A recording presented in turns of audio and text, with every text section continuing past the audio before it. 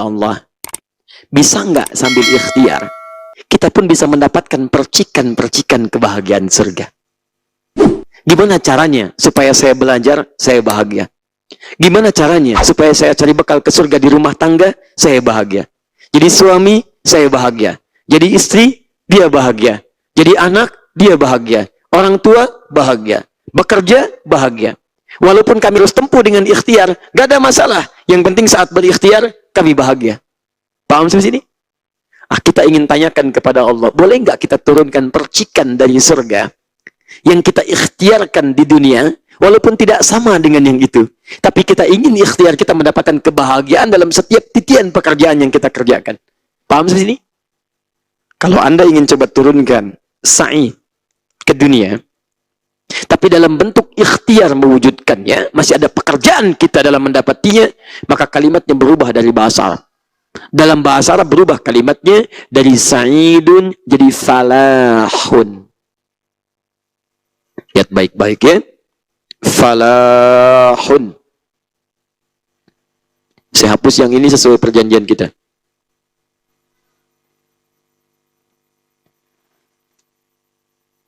Dari sa'id jadi apa?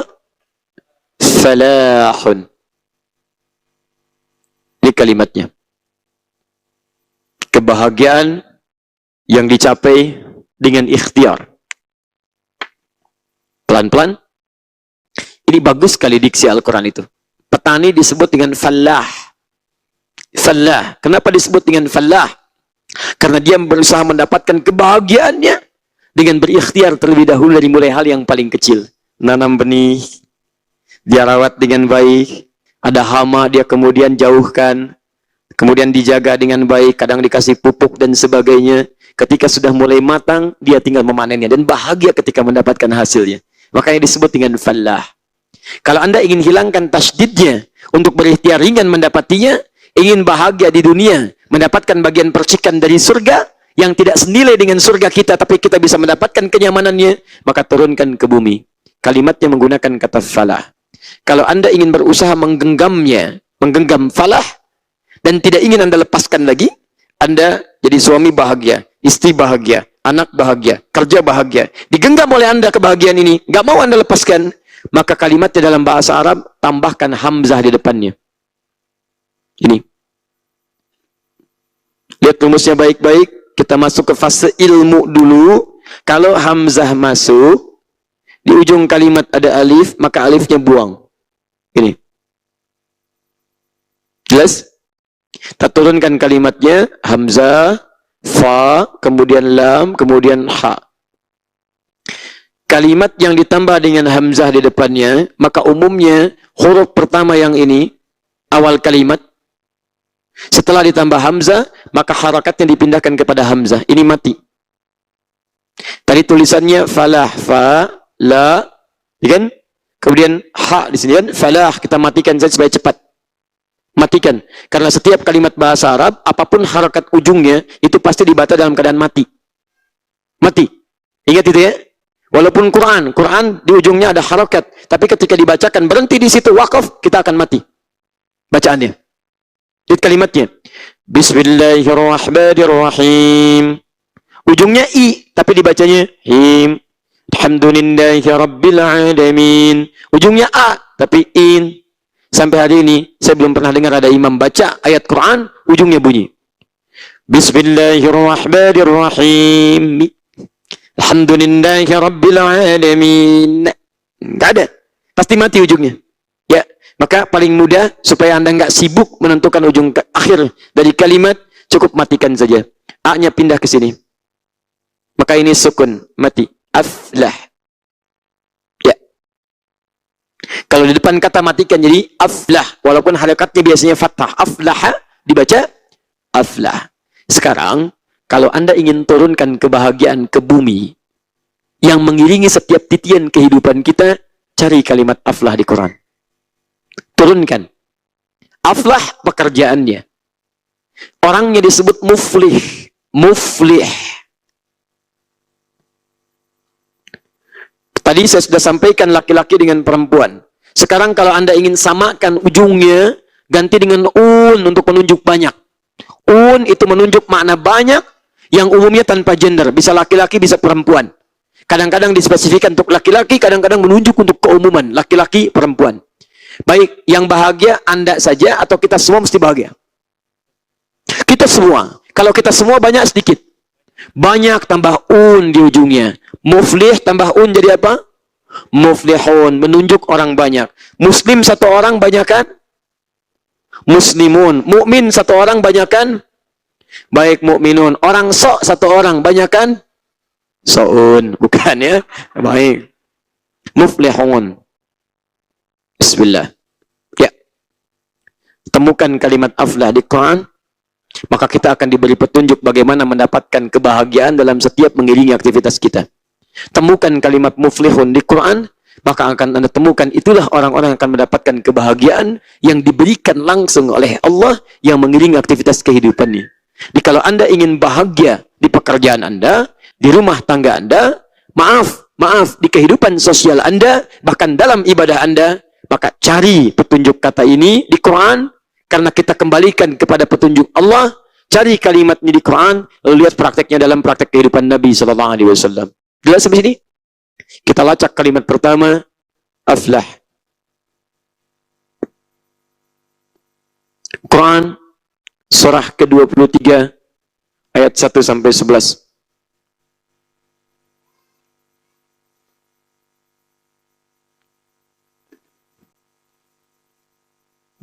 Jadi yang paling mudah dulu, nanti dari sekian banyak di Quran, kita ambil yang ini dulu. Baik, 1. Qad aflahal mu'minun. 1. Qad aflahal mu'minun. Kita temukan kalimat ini. 1. Kalimat aflah ditemukan bersanding dengan kata iman. Mu'minun. Ini poinnya. Lihat baik-baik teman-teman. Qad aflahal mu'minun. Ingat ya, kalau ayat di Quran dibuka dengan kata qad dalam bahasa Arab disebut harfut taukid, huruf yang meyakinkan. Kalau Allah sudah membuat pernyataan, walaupun tidak pakai qad, Anda nggak boleh ragu. Karena hukum Quran dibuka dengan kalimat jangan ragu. Dzalikal kitabu la raiba fi. Semua isi Quran jangan diragukan. Ingat ya, ingat pesan saya baik-baik. Kalau Anda berinteraksi dengan Al-Quran membawa keraguan, maka isi Quran tidak akan memberi manfaat bagi Anda. Anda yakin aja. Walaupun Anda belum pahami isinya, yakin dulu. Dengan keyakinan itu, hikmah akan ditanamkan dalam diri Anda. Tapi belum apa-apa Anda sudah ragu, apalagi mempertanyakan isi Quran, Anda nggak akan pernah dapat keberkahan dari ayat itu. Walaupun pada akhirnya Anda praktekkan, tetap rahmat Allah tidak akan sempurna melekat pada diri Anda. Diterima aja dulu.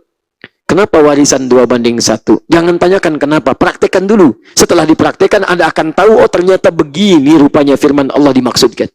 Jelas ya? Baik, teman-teman, kembalikan ke sini. Lihat baik-baik. Tidak pakai kod saja, kita mesti yakin apalagi yang menggunakan kod. Lihat cara menerjemahkannya. Qad aflahal mu'minun. Kata Allah, saya yakinkan ya, saya tegaskan ya, saya pastikan, kalau Anda mau beriman, saya jamin Anda mendapatkan kebahagiaan dalam titian aktivitas Anda. Paham?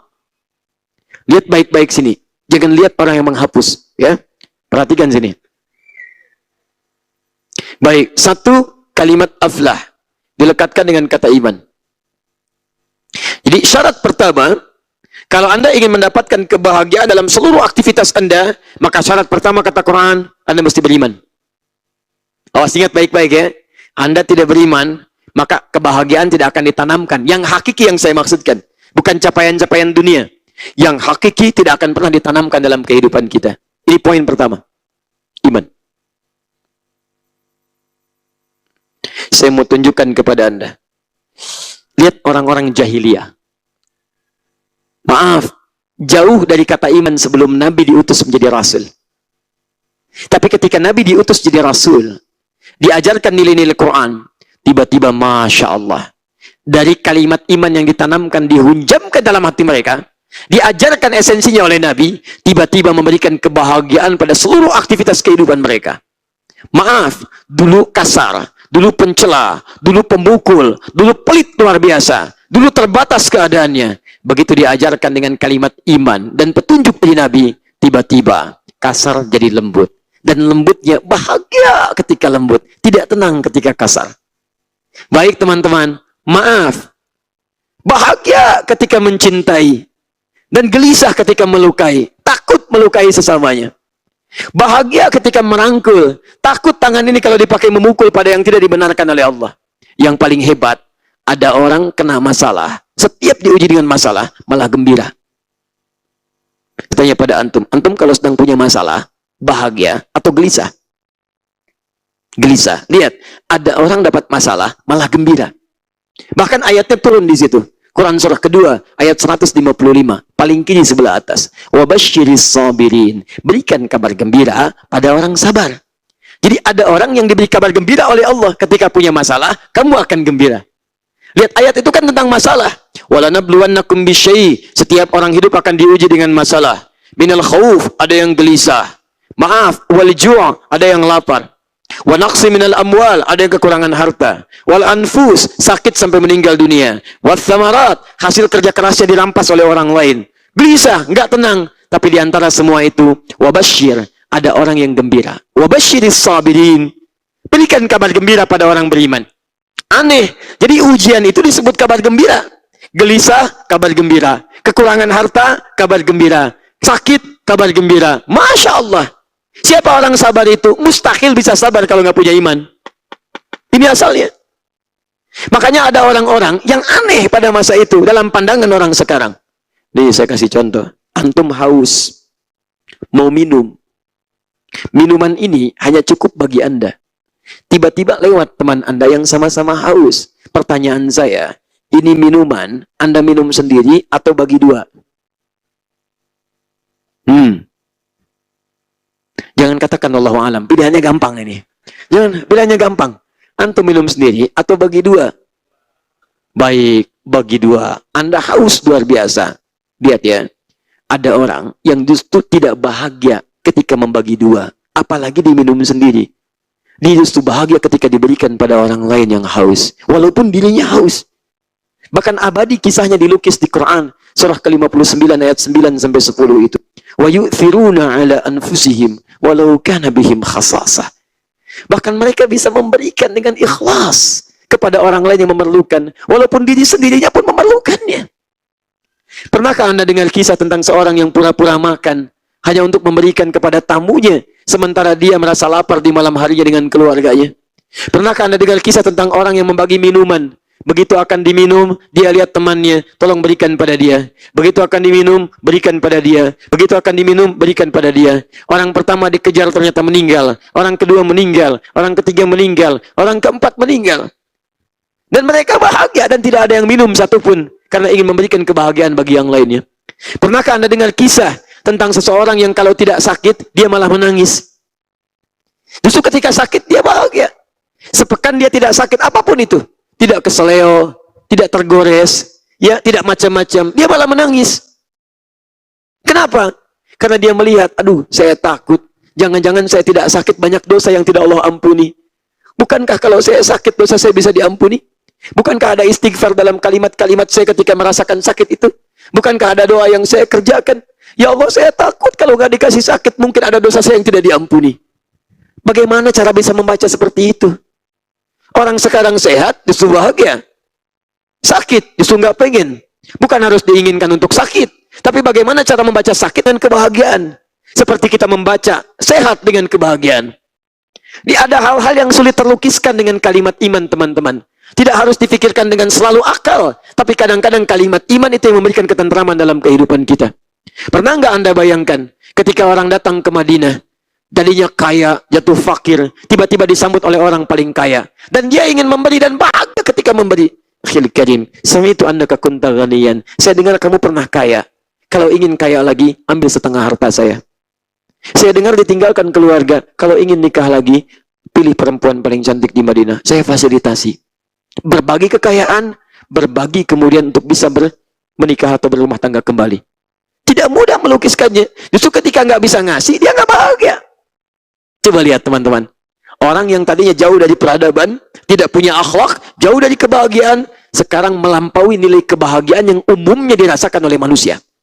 Ketika percikan surga ditanamkan dalam jiwa, maka seketika itulah kebahagiaan hadir melengkapi kehidupan kita, apapun yang Anda rasakan dalam kehidupan. Dibawa ke rumah tangga, tidak ada masalah. Pernahkah Anda dengar kisah tentang Nabi dengan Sayyidah Aisyah? Satu kali Sayyidah Aisyah membuat makanan.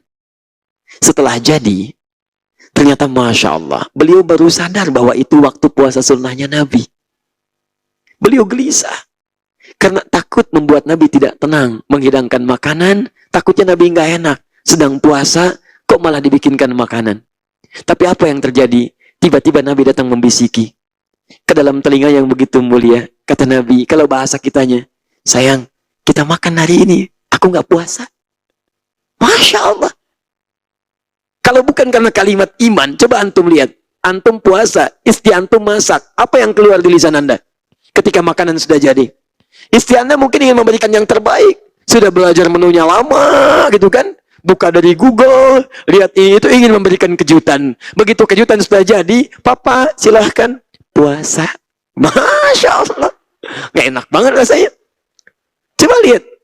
Tapi sisi lain, ketika tidak ada makanan, Sayyidah Aisyah sudah gelisah. Saya takut mengecewakan Nabi. Ini bagian saya untuk menjamu Nabi, tapi tidak ada makanan. Tiba-tiba dibisiki di telinganya, sayang, hari ini aku puasa. Masya Allah, nanti kita makan saat maghrib tiba. Indah teman-teman. Rasul pemilik puncak iman tertinggi. Begitu ada iman melekat dalam jiwa kita, semua dibaca dalam kebahagiaan dan kebaikan. Jadi Anda berumah tangga, bahagia. Saat memberi, bahagia. Saat kena musibah, bahagia. Itulah kemudian kalau falah sudah kita genggam dalam kehidupan dengan iman, maka semua akan dibaca dengan penuh ketenangan. Persoalannya, saya tanya pada antum semua, antum punya iman nggak? Halo? Baik, saya mau tanya, apakah semua orang di sini beriman? Baik, yang beriman boleh angkat tangan. Yang tidak angkat tidak beriman. Nih, saya coba lihat dulu ya. Baik. Baik teman-teman, semuanya beriman. Pertanyaannya, kalau kita mengaku beriman kepada Allah dan kita belum mendapatkan kebahagiaan yang dirasakan seperti orang dulu pernah bahagia, maka apa yang salah dalam iman kita? Itu maksudnya. Jelas? Kita memang bukan Nabi. Tapi maaf, banyak juga di masa lalu yang bukan Nabi. Ketika mereka belajar dari keimanan Nabi, mereka jadi bahagia. Sekarang kita sama-sama beriman. Yang diimani sama Allah. Yang diikuti sama Rasulullah. Qurannya sama, tidak berkurang satu harakat huruf pun. Nabinya sama, bahkan tidak berubah nama sampai dengan kiamat. Persoalannya, kenapa orang dulu bisa, orang sekarang tidak? Apa salahnya? Nah, inilah yang menjadi penting soal kita sekarang. Bagaimana menurunkan nilai keimanan ini menjadi latihan untuk melahirkan kebahagiaan dalam titian aktivitas kita. Teruskan ayatnya. Qad aflahal mu'minun. Belum selesai. Belum selesai. Siapa mu'minun itu? Diterangkan oleh Quran. Turunkan ayatnya. 1. Alladzina hum fi salatihim khashi'un. Lihat baik-baik. Salat. Awas, hati-hati. Walladzina hum 'anil lagwi mu'ridun. Menghindari hal yang tidak bermanfaat.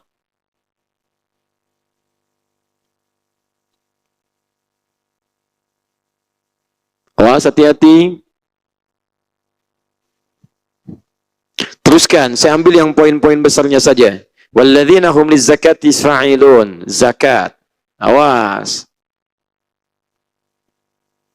Saya ambil poin besarnya lagi. Awas, walladzina hum li furujihim luhafizun.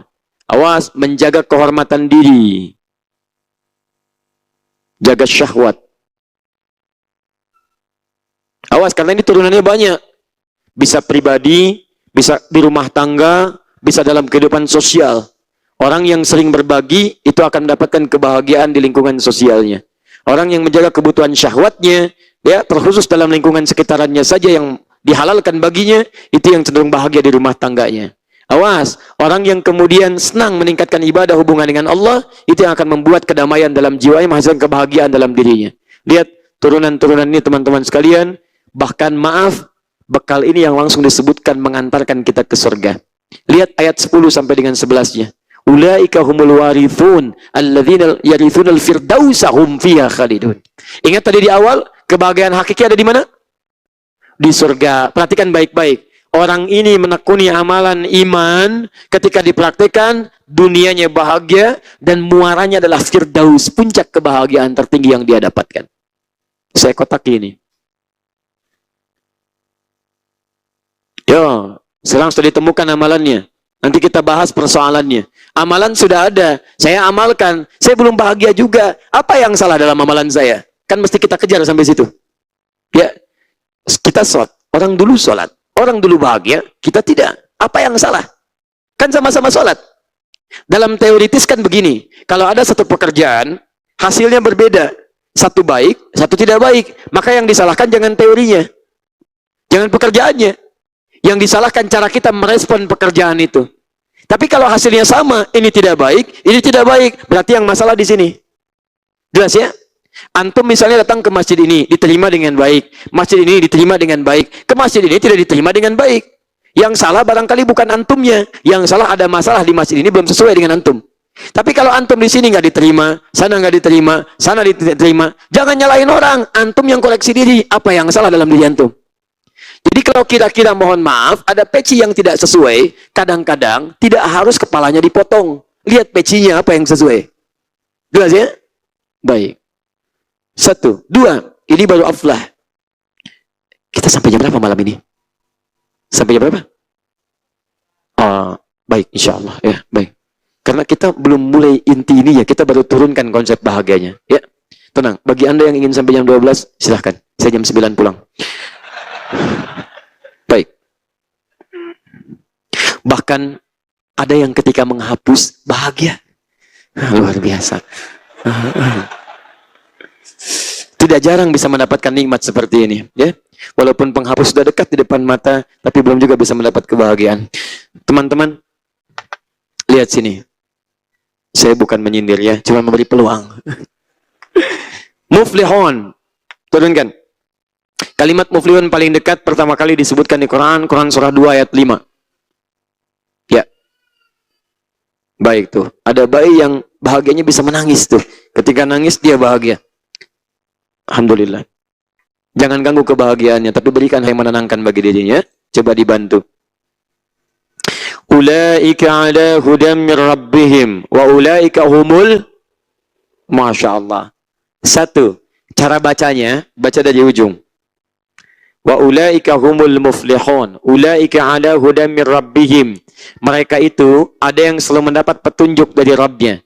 Wa ulaika humul muflihun. Dan mereka itulah yang memiliki kebahagiaan sejati. Di bahagia sejati itu ke hati dunia, kata Quran, ala hudam min rabbihim. Satu, menggunakan iman, ini turunan amalannya. Yang kedua, hudam min rabbihim, dapat bimbingan Allah. Dapat bimbingan Allah. Masya Allah. Ini kebahagiaan kedua. Jadi orang yang mendapat bimbingan Allah, itu orang yang cenderung bahagia dalam aktivitasnya. Bahkan disebut oleh Quran, wa ulaika humul muflihun. Lihat sini. Allah bisa menyampaikan begini. Misal, ya misal, ini bukan Quran. Ulaika ala hudam min rabbihim wa ulaikal muflihun. Dalam kalimat standar bahasa Arab itu boleh. Tapi ketika Anda kemudian isi dengan hum wa ulaika humul muflihun, tambahkan hum sebelum kalimat muflihun, maka kalimat hum disebut dengan taukid yang menunjukkan makna hakiki atau sejati. Jadi kebahagiaan sejati itu kata Quran adalah ketika Anda berada dalam bimbingan Allah Subhanahu wa taala. Ini. Sekarang perhatikan baik-baik. Perhatikan sini. Ini apa?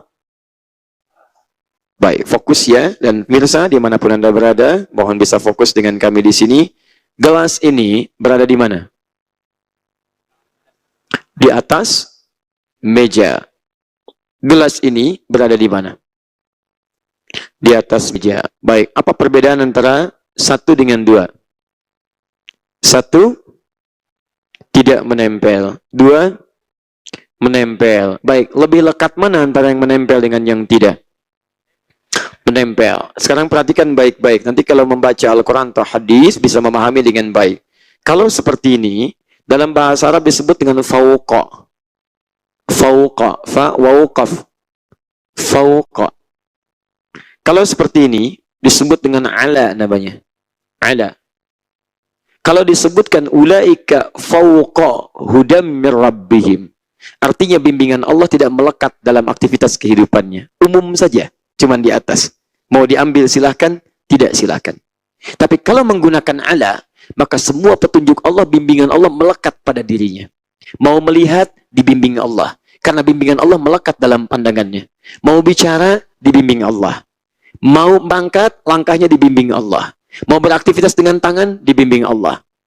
Tunjukkan pada saya, siapa yang tidak bahagia ketika semua aktivitasnya dibimbing oleh Allah Subhanahu wa Ta'ala? Karena dibimbing oleh Allah, karena Allah itu maha baik, maha suci, maha mulia, maka semua elemen tubuhnya ketika dibimbing Allah tidak akan pernah mengerjakan kecuali yang mulia-mulia. Dia berpikir dibimbing Allah. Maaf, dia tidak akan berpikir yang tidak baik. Karena Allah melarang berpikir yang tidak baik. Inna ba'dadh-dhanni itsm. Pikiran yang tidak baik itu akan melahirkan dosa. Quran surah 49 ayat ke-12 ya. 11 sampai 12.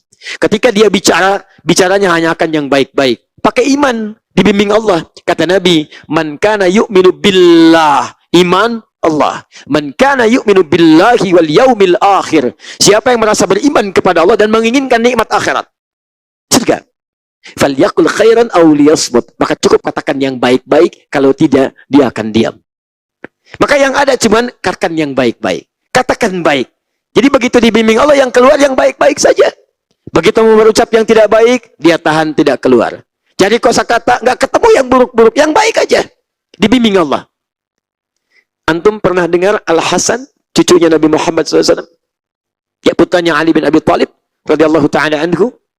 Al-Hasan itu, Masya Allah, di antara kemuliaannya mendapat bimbingan Allah dalam setiap kehidupannya, aktivitasnya. Saking mulianya, pernah beliau mengajak putranya, nama putranya itu nama kakeknya, Muhammad. Masya Allah. Dan Al-Hasan ini yang paling mirip wajahnya dengan Nabi SAW. Paling mirip. Diajak putranya namanya Muhammad. Jalan. Itu saat masa fitnah Qumrah. Celaan, cacian, makian, begitu merajalela.